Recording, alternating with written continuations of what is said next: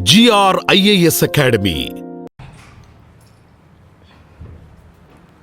100 days, 100 themes, one goal, UPSC Prelims. Hello all, welcome back to the program Mission Surya Phase 3 of STEM revision program, where we're going to deal with current affairs related to science and technology and environment in completely prelims perspective.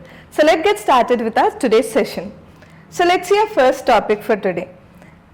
For today we have come up with few basic concepts regarding this biotechnology, like genome. What is genome, what is DNA, what is genome sequencing, and what is cloning, and all these concepts we are going to see today. Okay, now let us see a few concepts like what is genome. A genome is a complete set of DNA. Okay, a complete set of DNA. Can I say this is a chromosome? Right? If my drawings are very bad, so consider. So this is a chromosome. However, we have it here. See, so this is a cell which has nucleus in it, cytoplasm, ribosomes, rough endoplasmic reticulum, smooth endoplasmic reticulum, mitochondria. Everything consists of a cell. Okay. Now, in the cell we have nucleus. In the cell we have nucleus. This nucleus has chromosomes. See the double helical structure of the chromosome. It is like this. Okay. Now these chromosomes will have the genes in it.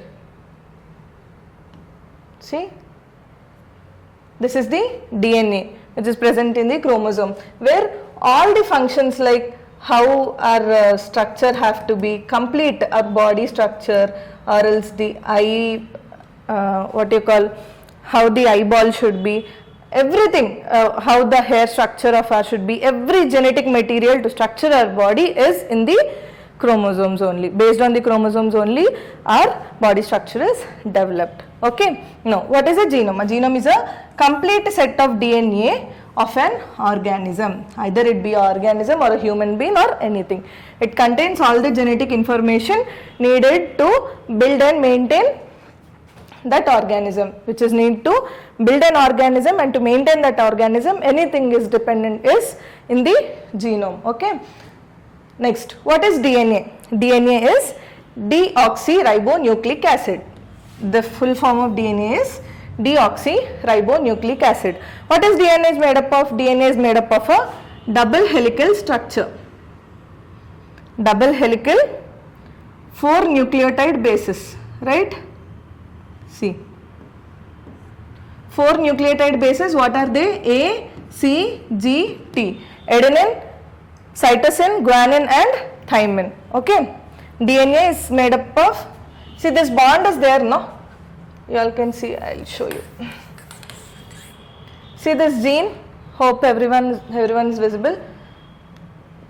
From here to here, this is A, T, G, C, consider, and from here another bond will come and it comes like T, A, C, G. This is one parent strand, this is the complementary strand which is prepared. This is how DNA is bound, made of double helix consisting of 4 nucleotide bases, adenine, guanine, thymine, and cytosine. These are the building blocks of a DNA. Okay. Next, moving forward, let's see what is genome sequencing then. Genome sequencing means pairing up the same, like what you say. Genome sequencing is identifying the exact order of the nucleotides. We call A, T, G, C as nucleotides, right? A, T, G, C, adenine, thymine, guanine, and cytosine are called as nucleotides.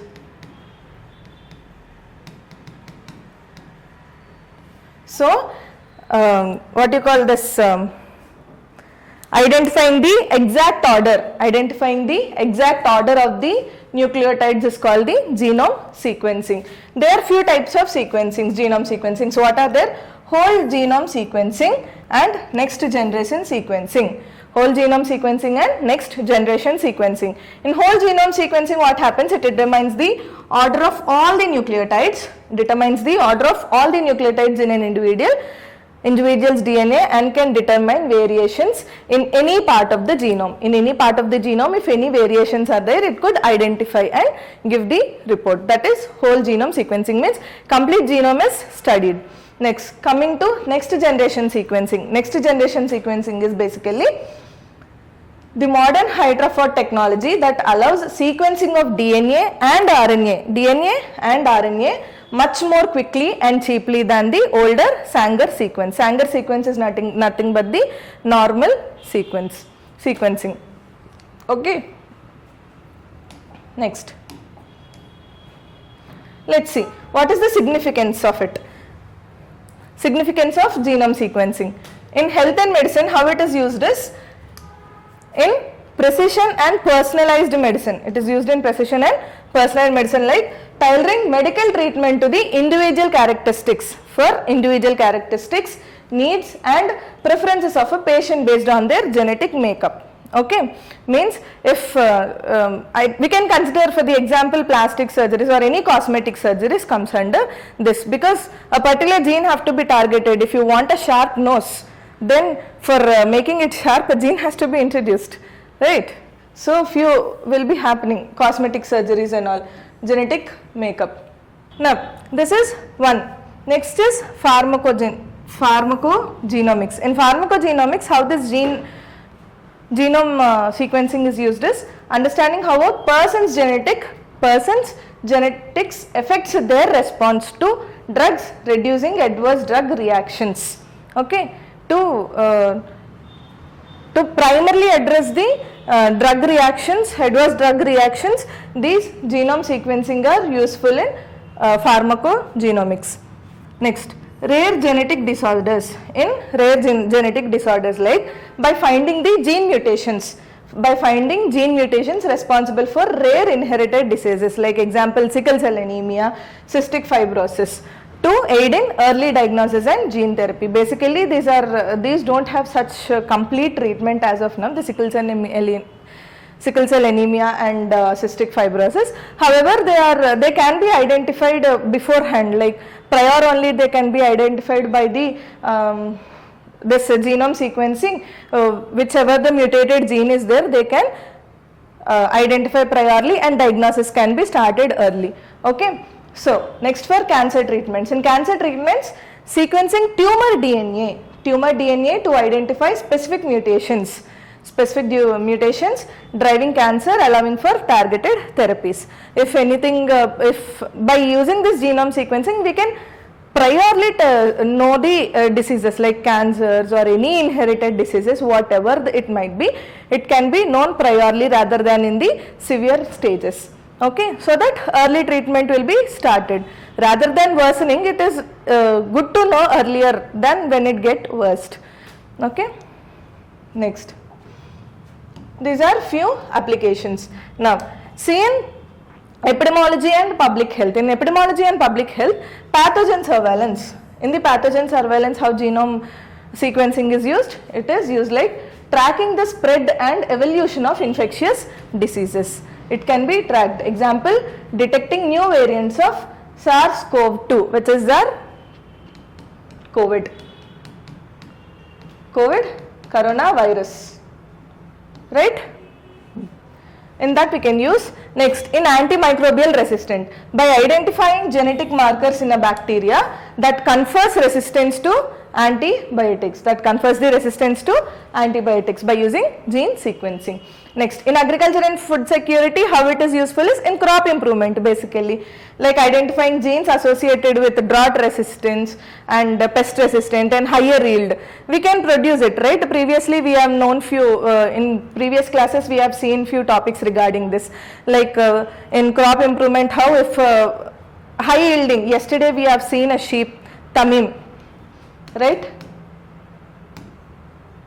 In Tamim we have seen like muscle building, they have used the CRISPR-Cas9 technology, and they have introduced a gene, they targeted the myostatin gene, right? And like that way we can use the genes associated to drought resistance and pest resistant and higher yields. Example, sequencing the genome of rice, wheat and indigenous crops. This can be done in crop improvement also. The same in the livestock breeding. We can take the example of the Tamim sheep yesterday, which we have seen. So improving the health and productivity of cattle and poultry also we can use this. Okay, next.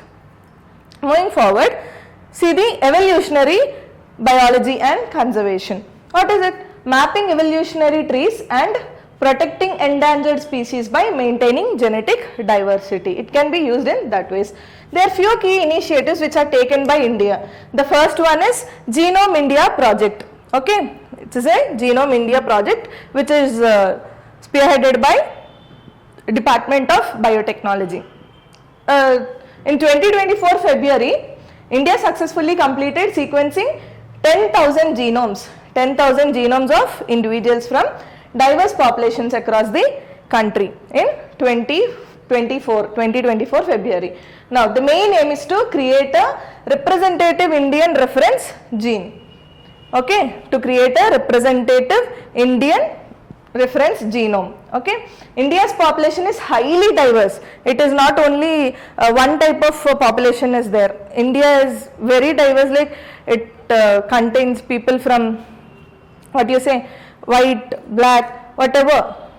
A very diverse people are there in India, like over 4,600 population groups are there, different population groups, and Western reference genomes do not actually accurately represent Indian genetic variations. All the Western countries we can see, those Western states,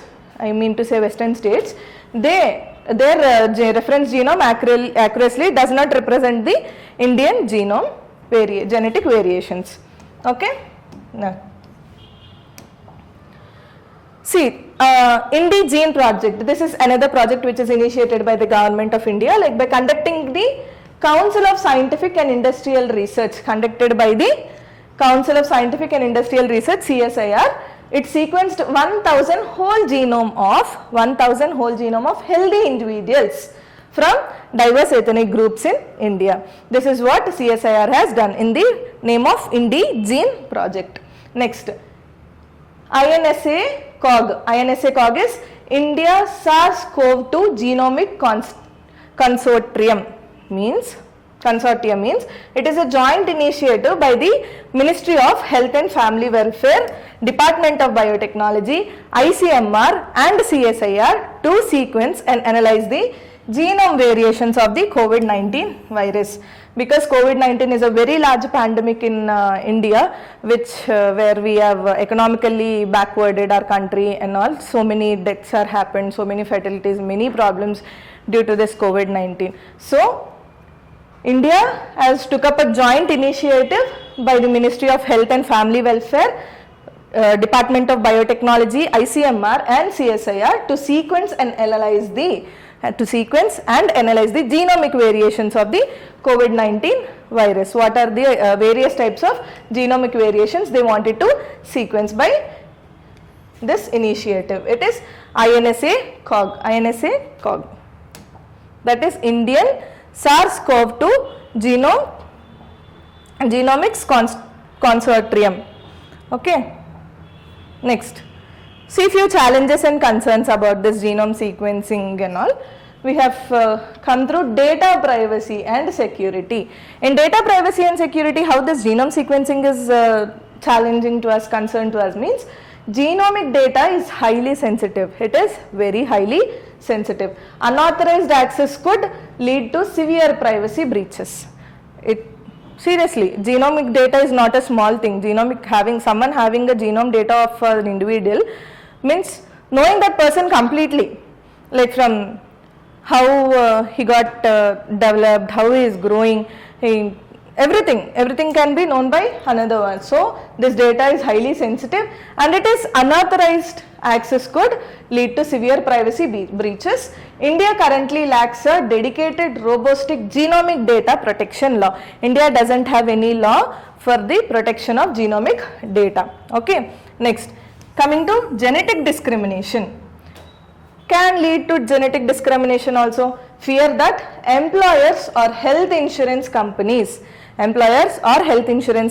might use genomic data to discriminate against individuals with a predisposition to certain diseases. A person might have few diseases which are genetically inherited or so. If someone knowing about it and all, they can use it as a plus point, like if any insurance companies and all, this and this you have, if they have the information, the genomic information of an individual, they can target us like, array this person has some disease, so we will go to him and will talk to him, array your lifespan is too low, so you can do this insurance, your family will be get benefited about this and all. This can happen basically, but this is not happening at all.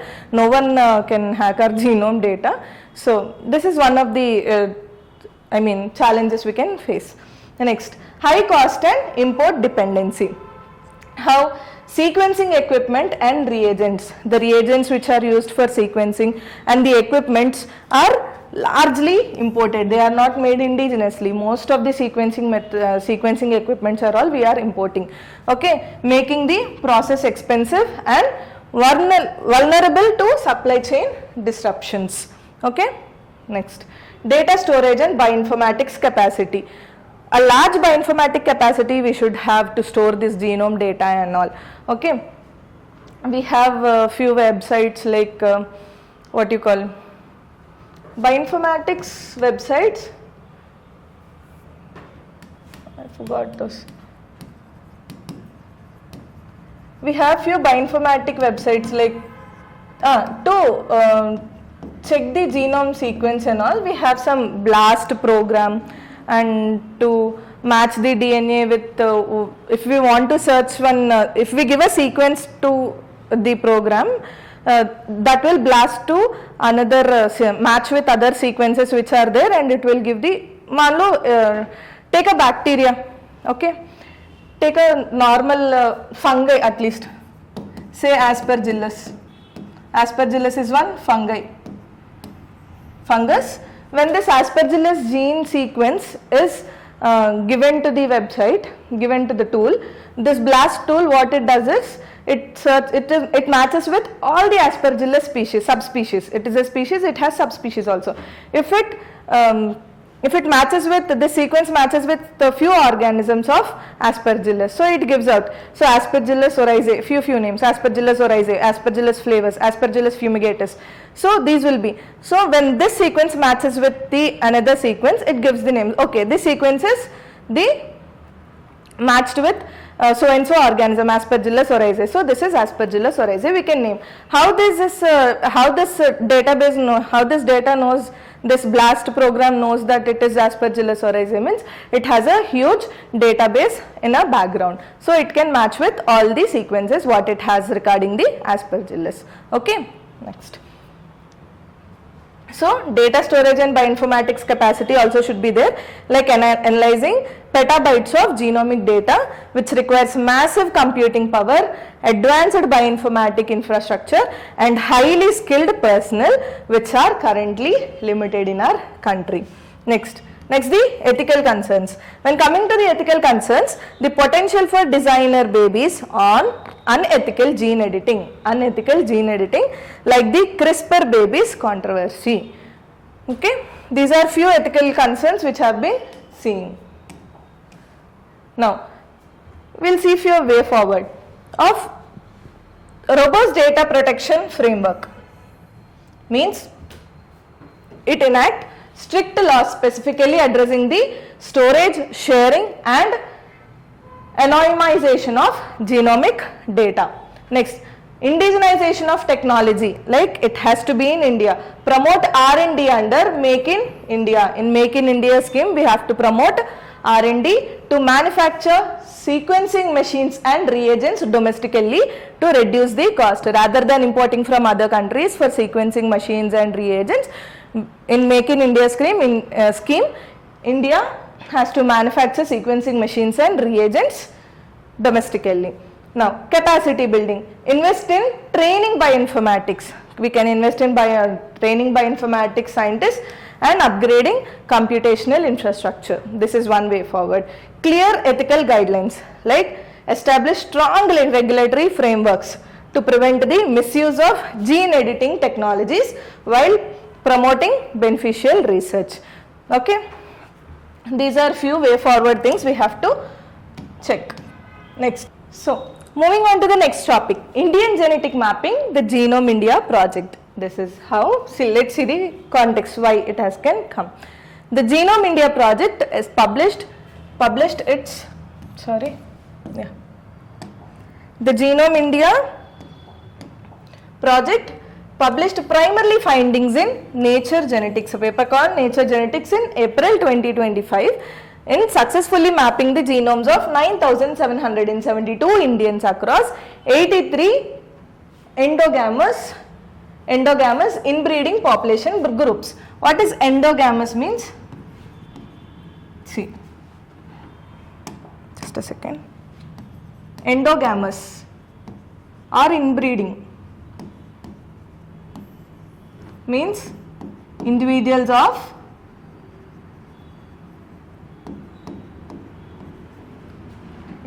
having same ancestors, not for same ancestors.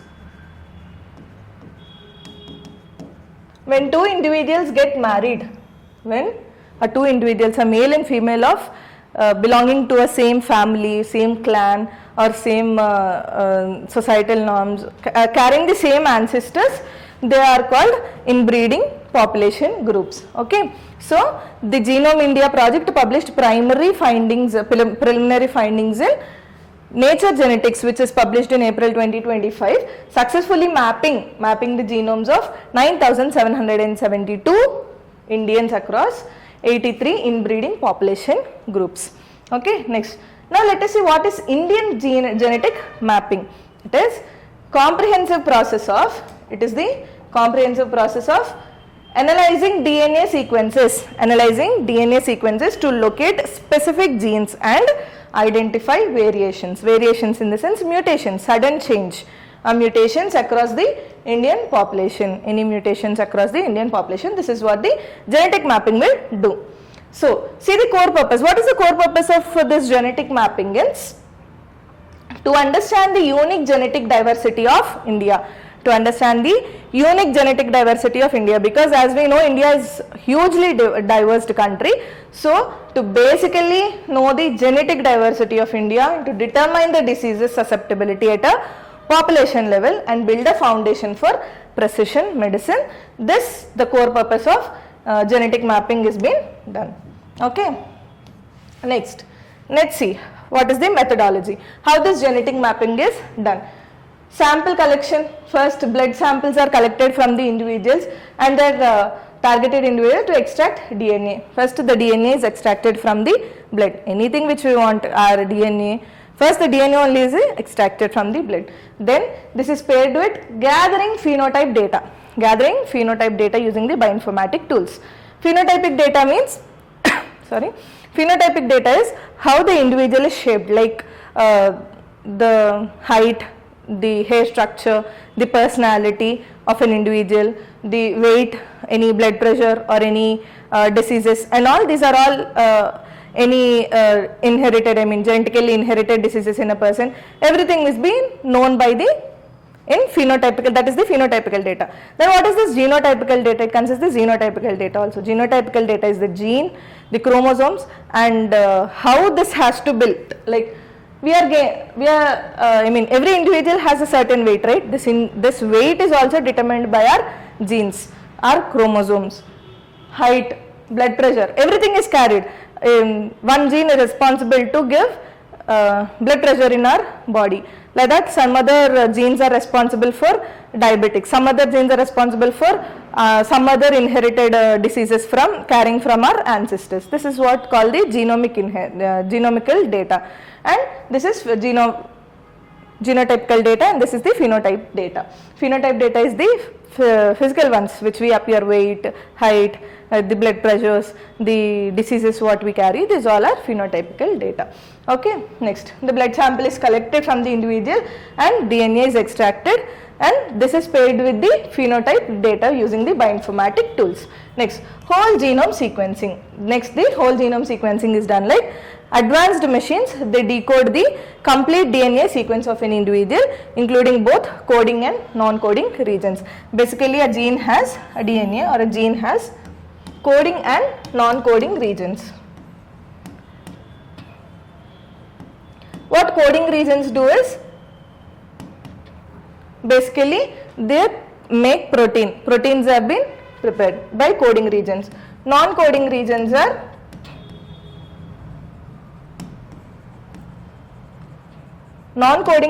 basically are, they constitute 90 to 95% of human body, composition of a human body they constitute of. Okay, basically these coding regions are called exons and these non-coding regions are called introns. Okay, this is completely a science this thing, so have a general knowledge of it.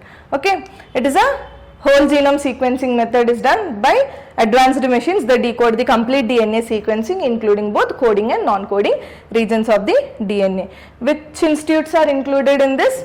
IISc, CCMB, IGIB, NIBMG, GBRC. These all institutes are included in this. Next, bioinformatic analysis. Bioinformatic analysis is advanced computational tools. Advanced computational tools process massive data sheets to identify specific genetic variations and mutations unique to the sequenced individuals.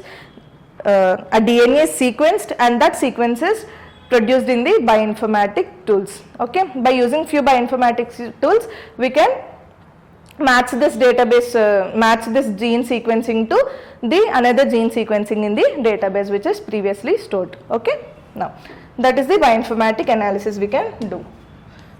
Now coming to the demographics and sample collection, what is it? The Genome India project ensured a highly representative sample of India's immense diversity.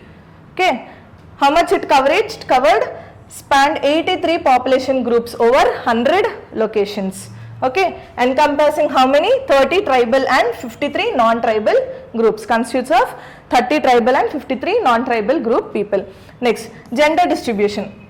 4,696 males and 5,076 females are participated in this program in Genome India project.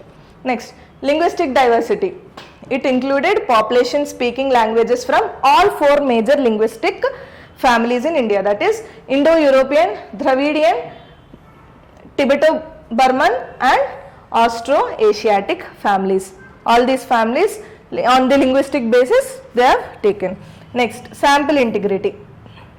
It included parent-child pairs to accurately track de novo mutations like random entirely new genetic mutations not inherited either by the parents, which are not inherited, like both the parents do not have anything but the child will be affected with some other genetic disease. So those type of things are targeted in the Genome India project. Next, see few things which are helpful for your prelims. Massive mutation volume means identified a staggering 180 million mutations. Of those 130 million are autosomal, means non-sexual chromosomes, and 50 million are sexually linked. Okay. Next, importance of non-coding DNA. What is the importance of non-coding DNA? It revealed that 98% of the Indian genome, 98% of Indian genome lies in the non-coding regions.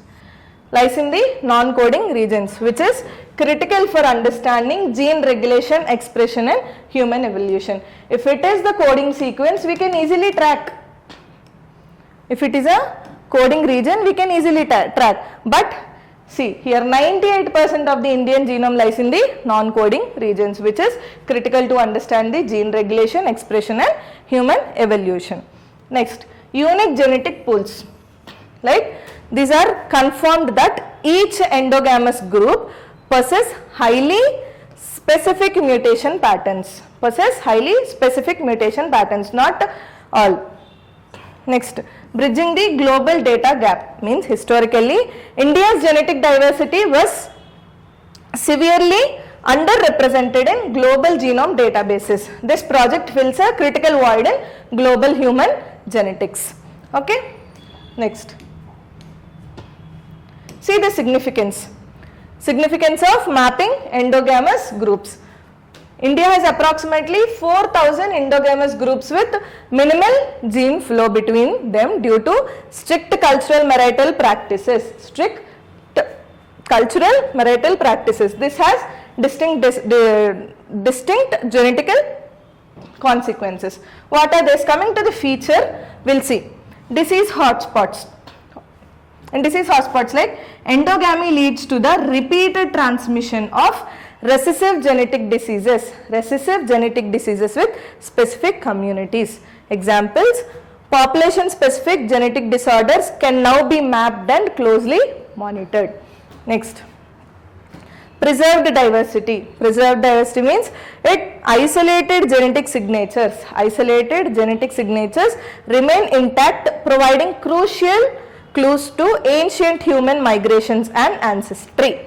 Okay, now tracing the lineage of isolated tribal communities. By tracing the lineage of isolated tribal communities, we got to know that isolated genetic signatures remain intact, providing crucial clues to ancient human migrations and ancestry. Next, targeted interventions.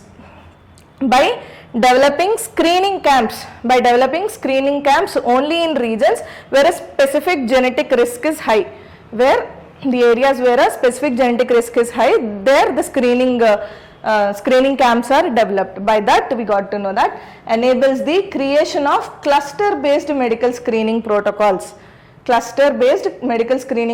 for high risk mutations. This is what the targeted interventions are. By this we can do this. Okay, means this is what the thing. Next, let's see few medical implications and public health. On precision healthcare, how it shifts treatment from a generic approach to customized care based on individuals and their communities' genetic makeup. Like tailored cardiovascular or cancer risk assessments, they can be done. Next, early detection and diagnosis. Population specific mutation data. If we have this population specific mutation data, which helps design high accurate predictive diagnostic tools, this can be done. Okay, example, developing new low cost screening panels specifically for sickle cell anemia in vulnerable tribal belts. Everyone in the urban things and rural areas, they are aware of these diseases and all, but the people living in tribal areas, they are not such aware of all these diseases. They are facing high risks about this genetic diseases. Okay, next, pharmacogenomics. In pharmacogenomics, how it is helpful? Understanding the Indian genome. By understanding the Indian genome will improve the efficacy of drugs and reduce adverse reactions, as drugs response is often detected by genetics. Drugs response can be basically detected by the genetics. Next, policy formulation. Policy formulation, how? It provides the empirical data needed to formulate robust national public health policies addressing genetic disorders and rare diseases. Okay, these are few medical implications and public health concerns. Now, see, coming to a conclusion of this topic, India's genetic mapping is a landmark step toward inclusive data-driven healthcare. By successfully decoding the rich genetic mosaic of India's remarkable diverse groups. The Genome India project empowers evidence-based policy making. It enables precision medicine and conserves a unique genetic heritage. It marks a definitive shift in Indian healthcare, moving away from a one-size-fits-all model towards one gene at a time. This is what India has come up with, from one size fit all to one gene at a time. Okay. By which one? By Genome India project. This is the main project. By this only, we got to know our the specific genome structure of India, right? Our genome, Indian structure, genomic structure. Next, see the next concept. Cloning concepts, types and implications. What is cloning? What is cloning? Cloning is the biotechnological process of producing genetically identical copies of biological entities. We can take an example of twins. They are genetically identical, right? Means they look similar and all. Basically, this is the natural process. Having a twin babies is a natural process. However, if it is in plants or any organisms which are developed in vitro conditions, which are human made, cloning process is to produce a same identical twin.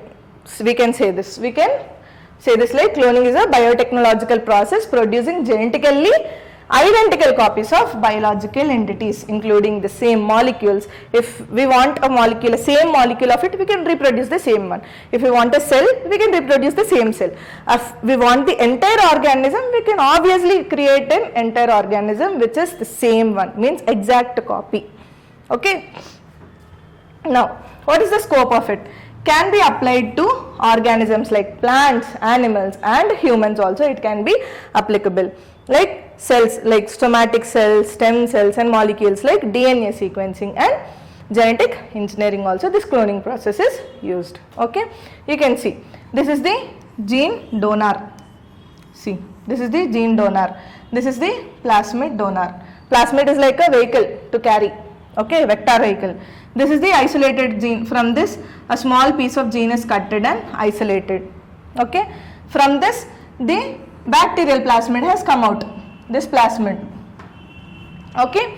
This gives the plasmid and this gives the isolated gene. These two are clubbed with an enzyme called DNA ligase enzyme, which binds both, which binds the plasmid to the isolated gene and then inserted into the and recombinant DNA molecule is produced. Okay. The same way, we can do anything. We can create an exact copy of a person also. No issues in that, because we are highly technological. We have many processes. Gene cloning, we have gene editing, we have gene silencing, what not, we have many. Okay, next, see the mechanism. In molecular cloning, DNA fragments are inserted into a carrier molecule, as I shown you, plasmid and the isolated DNA. These are carried in the plasmid thing. Okay, called vectors. Okay, which replicate within host cells like bacteria to produce the identical copies. Okay, now what is the Prelims trap? While reproductive clone have identical nuclear DNA, reproductive clone, okay, they have identical nuclear DNA. They may differ in mitochondrial DNA. They can be differ in mitochondrial DNA. Further, clones are not always physically or behaviorally identical due to environmental and developmental influences. Due to few environmental and developmental influences, if we create if an organism, bacteria is there, I create the same bacteria by using the cloning process. It is not that how this behaves, it is not that it also has to behave in the same way. The only thing is few differences might come. It looks identical, but few differences may come due to environmental and developmental influences. Okay, next. See, types of cloning. Coming to types of cloning, we have 4 types. Reproductive cloning. What is reproductive cloning? Creating a genetically identical whole organism. As I said, genetically identical whole organism is created. Example, Dolly, the sheep which is developed in 1996. The same sheep which is developed, okay, which is used in agriculture and endangered species conservation. It can be used.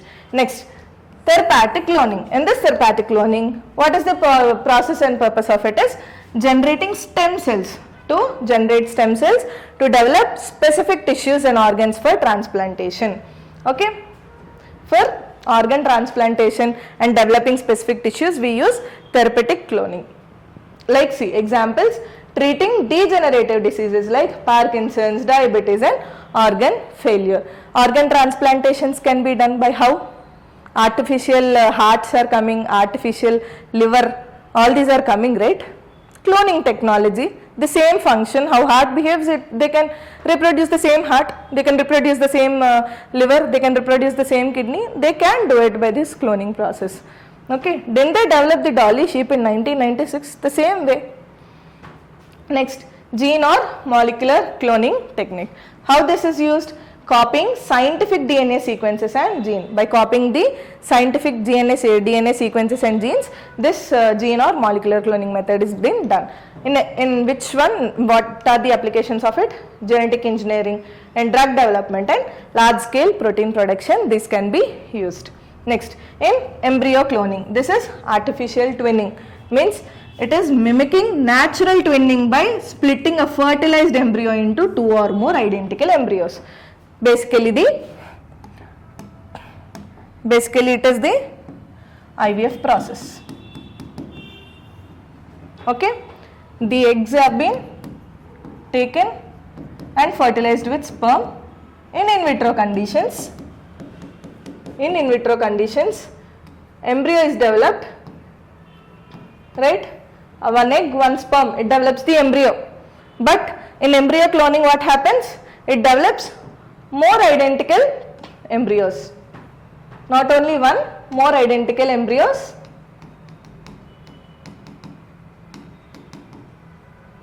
Sorry, what am I writing? More identical embryos can be produced by embryo cloning or artificial twinning. Examples, in animal breeding we can use, and early developmental researches also we can use it. Okay, next. Let's see few applications of it. In health and medicine, regenerative medicine, which provides a source of stem cells for tissue replacement and organ generation. Basically, everyone used to know like this, stem cells can repair an organ, right? Our stem cells can repair our own organ if it fails. This is one thing which we have. So, to provide a source of stem cells for tissue replacement and organ generation, means the regenerative medicine, we can use this cloning method. Next, in gene therapy, how? It supports potential cures for genetic diseases. Potential cure for genetic diseases like sickle cell, cystic fibrosis, hemophilia, cancer and etc. Next, in pharmaceuticals, how it is used? It facilitates DNA sequencing and large scale protein production for drugs. This is what these are few applications in medical field. Now, in agriculture and allied sectors, how this cloning is used? In crop improvement, same, allows rapid multiplication of desired traits such as transferring nitrogen fixing or pest resistant genes into crops. Next, livestock breeding. In livestock breeding, how? Rapid multiplication of a high yielding or disease resistant animal breeds. This can be done through cloning. Next, in environmental and conservation field, how this cloning is used? By de-extinction and conservation. De-extinction and conservation, like it promotes the production and preservation of highly endangered species or functionally existing species. Okay, next. Let's look on to few disadvantages. High failure rate. It has a very high failure rate, cloning. Cloning is highly inefficient. Over 90% of reproductive cloning attempts are failed. Okay, next. Biological and health issues. Obviously health issues. Clones frequently suffer from premature aging. They suffer from premature aging, few genetic defects and immune deficiencies. Example, the Dolly sheep suffered from early onset arthritis and died young. It died young. Though it is produced by cloning, the Dolly sheep, it died very young due to arthritis, early onset arthritis. Next, loss of genetic diversity. We lose our genetic diversity also, like excessive cloning reduces genetic variability. Mutation chances may happen more. in a population, increasing its vulnerability to sweeping diseases and environmental changes. Next, in ecological disruption, how large-scale animal cloning could disrupt natural evolutionary process and ecological balance also will be disturbed by this cloning method. Next, economic constraints. It requires highly advanced infrastructure, not a small thing. See, we are creating, say take an example, we are creating the same human, or else take coronavirus. We can replicate the same virus, right, in labs, okay. So we can do that, means see how large infrastructure it required, how sterile, how hygiene the labs should be there, and how infrastructure should be there, how the lab infrastructure should be there, just imagine. So specialized expertise are required and remains economically unstable to scale, okay, unsustainable to scale. Next, these are few disadvantages and risks, and we have few ethical dilemmas also in it. Human cloning and the ethical dilemma. This is one of the big thing. Human cloning remains one of the most controversial issues in bioethics globally. Like how scientific concerns. Let's see a few scientific concerns, like the high rate of deformitis and failure seen in animal models. In animal models makes human experimentation extremely dangerous and medically unethical. Next, philosophical and religious concerns. They are philosophical and religious concerns also. Like opponents argue it violates natural laws. It violates the natural laws, interferes with divine will, like playing God. Basically everyone will have this, what you say, a nice this thing like children are God gifted, like that. So we are going beyond this. So this is what it is written. Opponents argue it violates natural laws, it interferes with divine will and reduces human life to a manufactured design object. It is not naturally. By cloning methods, this is one of the bad thing which is happening.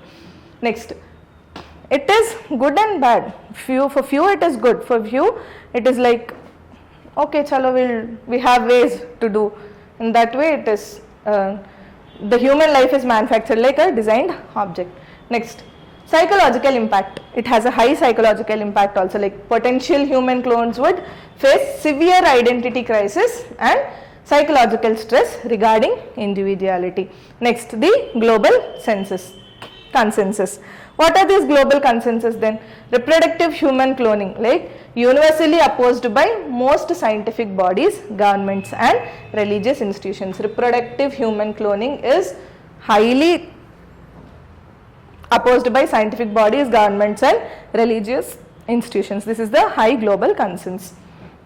Next, therapeutic human cloning. This therapeutic human cloning, how? It cautiously accepted and highly regulated, strictly for critical medical research and regenerative therapeutics.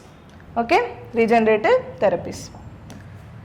Now, what is the timeline of prominent cloning examples? We'll see few. In 1996, see the Dolly sheep. The first mammal cloned from an adult stomatic cell. Using adult stomatic cell, the first mammal which is created is Dolly the sheep, using somatic cell nuclear transfer method. Next, in 2001, CC the cat has been developed. Means the first cloned pet notably had different fur patterns from the donor due to environmental and developmental factors. Next, in 2005, Snuppy the dog. The first cloned dog representing a breakthrough in canine cloning. Next, in 2018, Zong and Hua. This is the first clone. Macaw monkeys, highly significant for human diseases and primitive research. Next, in 2024, Retro the monkey. This has also been developed using cloning techniques by, it is the latest cloned primate showcasing continuous advancements and refinements in science and technology. Okay. Now, next. Moving on to our next topic, DNA fingerprinting concept, process and application. See, what is DNA fingerprinting? DNA fingerprinting is a DNA profiling. Okay, is a forensic and scientific technique which is used to identify individuals based on their unique patterns with their DNA. Now, where is this DNA fingerprinting originated? Who developed this? It is developed by a British geneticist, Sir Alec Jeffreys, in 1984. Basically, this DNA fingerprinting is used to identify criminals, for identifying genetic patterns. We can use this DNA fingerprinting. Even a small hair, the hair strand also has the DNA. Okay, next. What is the core concept? While over 99% of DNA sequences are identical across all humans, the remaining fractional percentage which contains the highly variable regions. Almost 99% of the DNA sequence of all the human individuals is same. Only the 1-2% which differs is what we are different from other individuals. These regions act as molecular barcodes. Those are only the molecular barcodes which we can identify, yes, this person is this. Not on the specific complete gene will be different for all the human beings. No, only 1-2% only differs. This making every individual's genetic profile unique except for identical twins. For identical twins, that 1% is also same. They both has the same DNA. Okay. Next. Coming to the scientific principle of DNA fingerprinting, this technique relies on specific regions of DNA that do not code for proteins but consists of repeated sequences. Like see, VNTRs and STRs. These are highly variable regions which are known as variable number tandem repeats or short tandem repeats. They are called variable number tandem repeats or short tandem repeats. The number of times these sequence repeats varies significantly from person to person. This VNTRs and STRs varies from person to person. How it is analyzed? By isolating and analyzing these specific loci. Okay, loci in the sense locations on a chromosome. This is a chromosome, right? You can draw like this, I think so.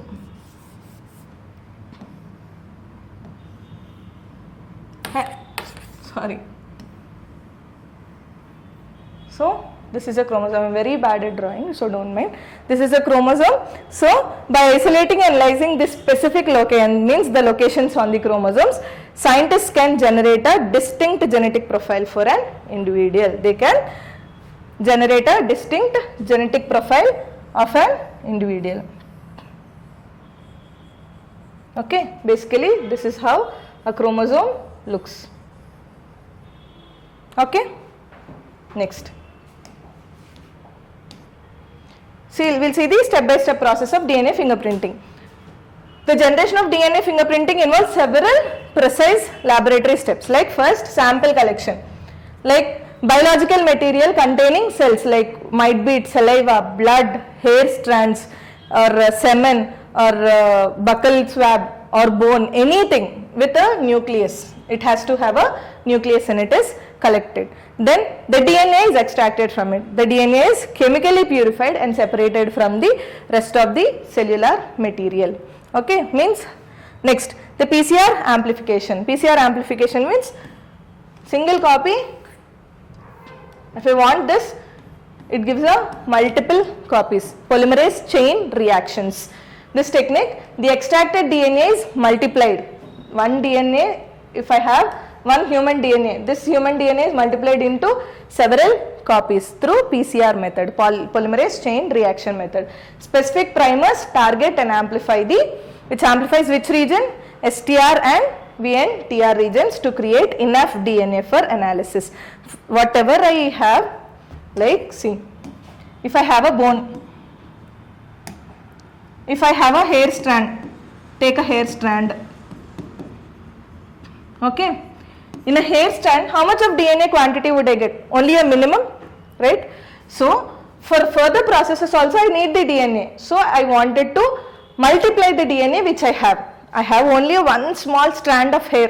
From that I took a DNA, but I need DNA more for the process. So what I do, I'll use the PCR technique, polymerase chain reaction. I'll target the STRs and VNTR region. I'll target this region and I'll multiply the DNA which I have. Okay.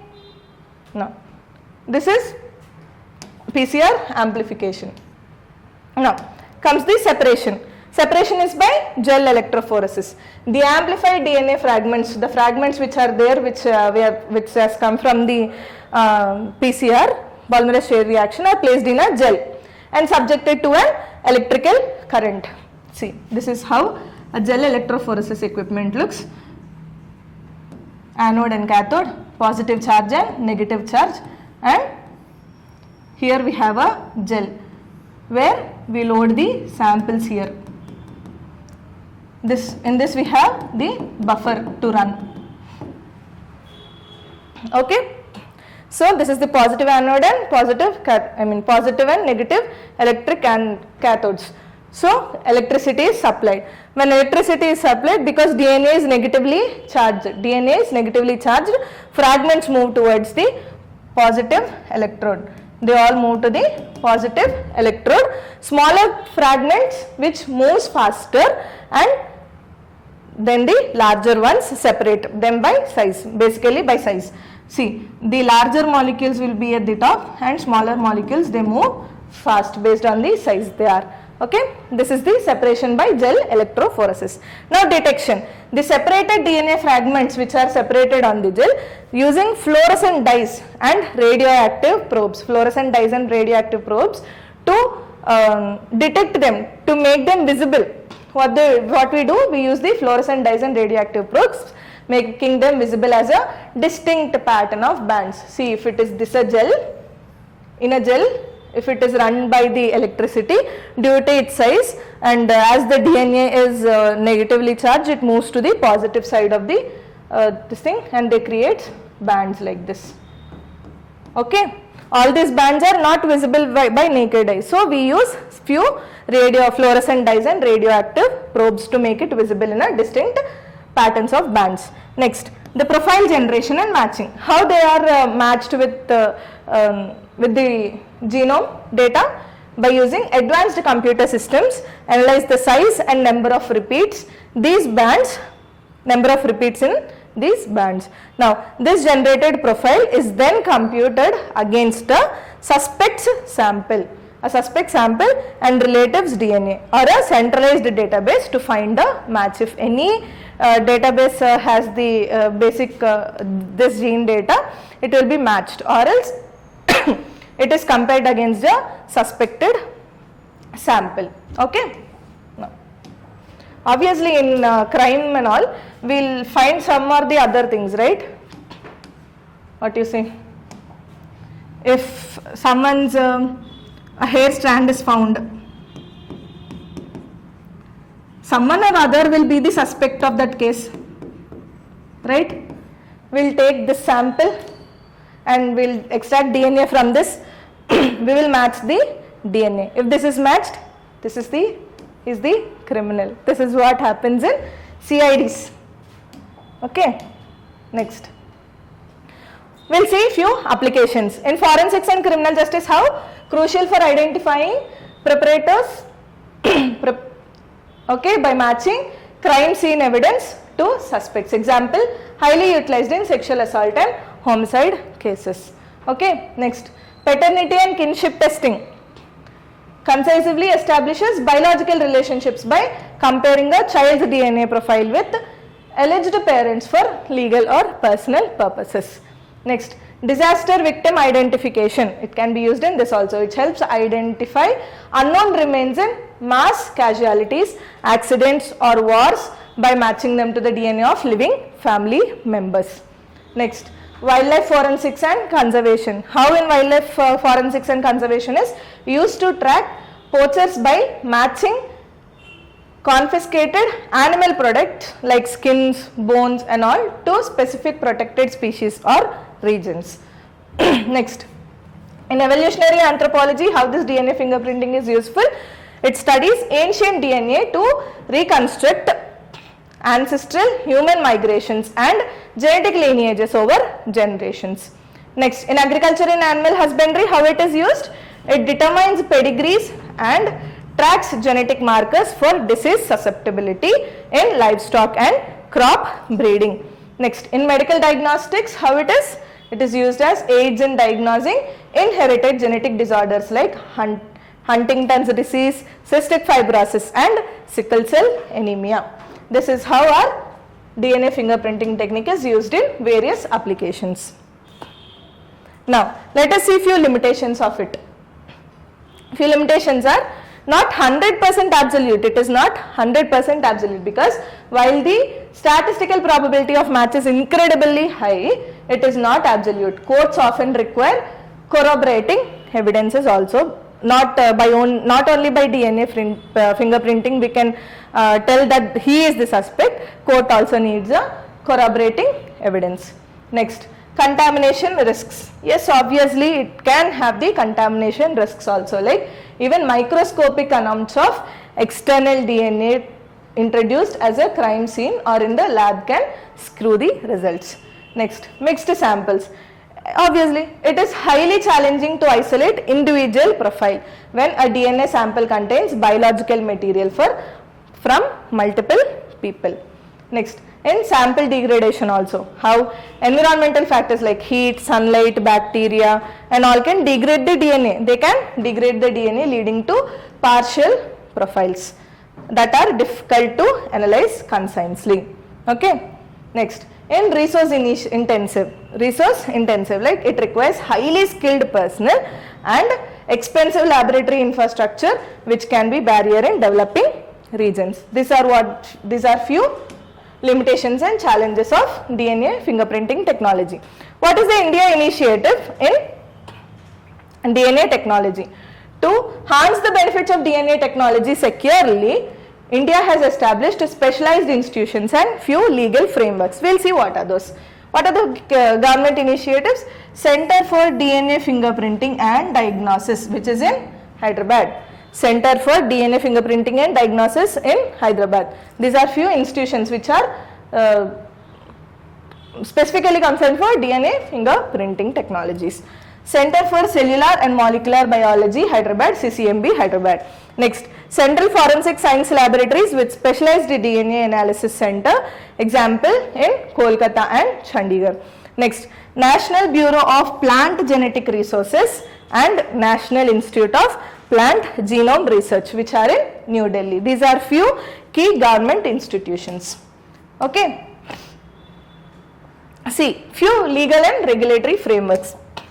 DNA technology, it uses an amplification regulation bill 2019. It is originally proposed to regulate DNA technology. It is originally proposed to regulate DNA technology for personal identification, establishment of DNA regulatory board and create national and regional DNA data banks. Next, what is the current status? The current status, the government withdrew this bill. It withdrew this bill because most of its critical clauses were subsumed into the Broader Criminal Procedures Act 2022. Broader Criminal Procedure Identification Act 2022. All the subclauses are subsumed in this. Next, the withdrawal also followed concerns raised by civil society. Regarding data privacy and the potential misuse of centralized genetic databases. This is one of the reasons to withdraw this bill. Next, DNA testing is now legally integrated. It is legally integrated and universally accepted as the global standard of forensic investigation in India. Okay. So, these are few topics of biotechnology which we have dealt today. So, to have a precise notes on it, visit our website and download it from there, and do follow our Telegram channel and Instagram channel as well as our YouTube channel. Subscribe and like, and stay tuned for the next upcoming videos of science and technology and environmental videos. I'll see you all tomorrow with another content. Thank you so much.